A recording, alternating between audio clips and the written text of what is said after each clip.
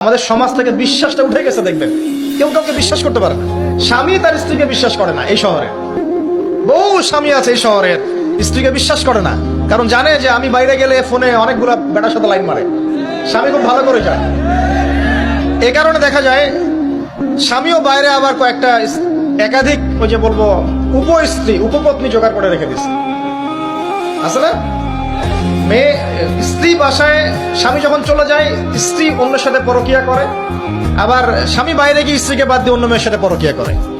এই জিনিসটাই শহরে বেশি রকম। বলেন, লজ্জা করেন না, সত্যি কথা বলেন, এটা বেশি রকম, বেশি দিন দিন বাড়ছে। আর যে মিডিয়াগুলো আমরা দেখি এগুলোই শিখায় আমাদের, পরকিয়া শিখায় না, পরকিয়া শিখায়।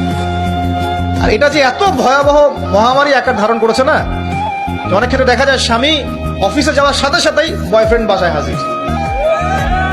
এই যে বাক্সে বাক্সে বন্দি জীবন বললাম, বাক্সে বাক্সে বন্দি ফ্ল্যাটের ভিতরে তো ঢুকলে আর বোঝা যায় না ভিতরে কি হচ্ছে।